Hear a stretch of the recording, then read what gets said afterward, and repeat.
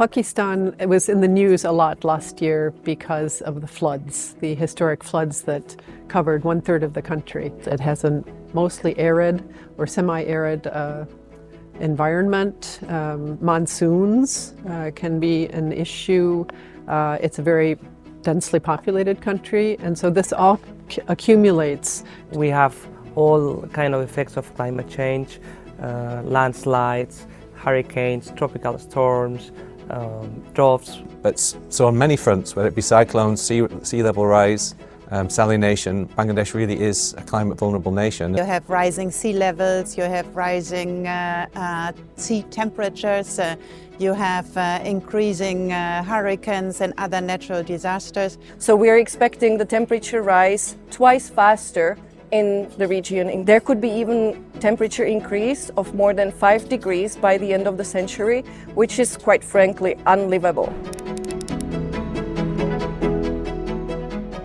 Bangladesh is quite famous for homegrown adaptation measures. So for example, they've devised a system of floating crops, and Bangladesh has been recognised for that. And that came really from the grassroots, not from government. This plan, this €230 billion plan, is really designed to make adaptation at all levels and preserve livelihoods, try to fight off the impact of climate change.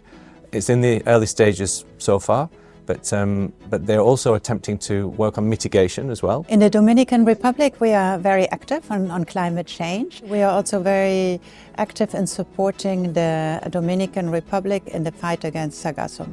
Sargassum is a seaweed that exists naturally in the oceans, but in the last decade has grown exponentially. It lands on the beaches in massive amounts, and the impact is very substantial in environmental terms. They intend to reduce emissions by 60% by 2030. And that's quite an ambitious goal for a country like Pakistan. There's also a target of 30% e-vehicles. So there's a lot that's going on in terms of adaptation, but also mitigation. So there's an ongoing campaign to plant 1 million trees. Honduras is taking very seriously this problem because they know that even though they are not a main contributor to climate change, they are one of the most vulnerable countries.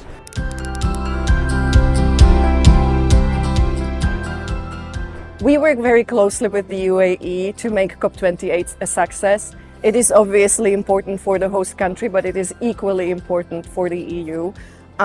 We also support their climate action at national level. For example, diversification from fossil fuels to renewable energy, increasing energy efficiency. One of our priority areas, in fact, is green and inclusive growth. And that's all about sustainable agriculture, renewable energy.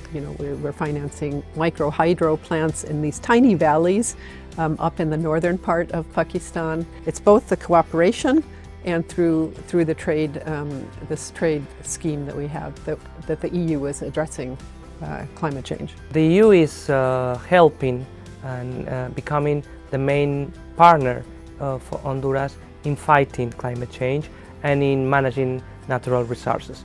We have been the first donor and the first partner since 20 years ago, and now we also have not only our traditional cooperation tools to fight against food insecurity, to help them reforest the country, but also some global gateway projects that they go directly to the root of the problem. We also work on sustainable transport. And sustainable transport and water and sanitation are also two priorities under the global gateways. First of all, on mitigation, we're very pleased to see the Prime Minister Sheikh Hasina in Brussels in October for the Global Gateway Forum, and there she, with our leaders, signed this agreement on funding for renewable energy. So it's a €395 million package, which includes a big loan from the European Investment Bank, blended with a large grant from the EU, and that will support solar and wind energy in Bangladesh.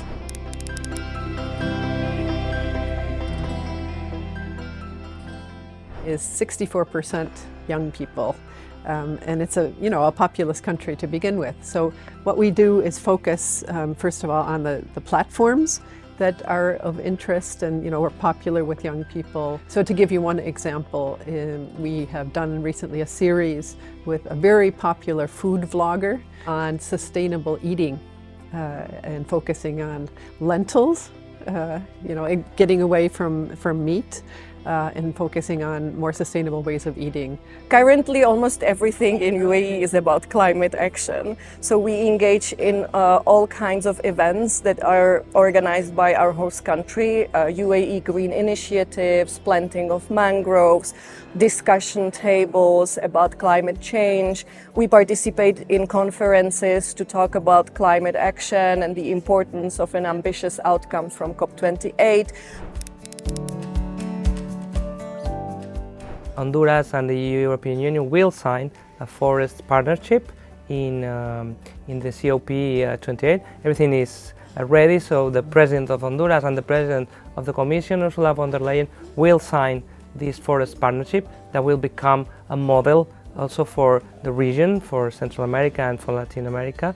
The expectations of the Dominican Republic are basically twofold. One is climate funding and climate justice, because they feel that they are at the receiving end. They have done nothing to create climate change, but they have all the impact and all the costs. So they are very, very vocal on access to climate funding. This is one of the big priorities. The second big priority for the COP28 is the problem of sargassum. COP28, there's a huge focus in Bangladesh. As you may imagine, Bangladesh seeks to be a leading voice for least developed countries and climate vulnerable countries. I know we're following very closely the fact there's going to be this global stock take. I think we as EU are in a strong position overall, as I think we provide 1/3 of all public climate finance. So in that sense, I think we're seen as a reliable partner by countries like Bangladesh. But certainly, many people in Bangladesh feel that this COP is a make or break COP, and that we need to see real progress before the effects of climate change are entirely irreversible.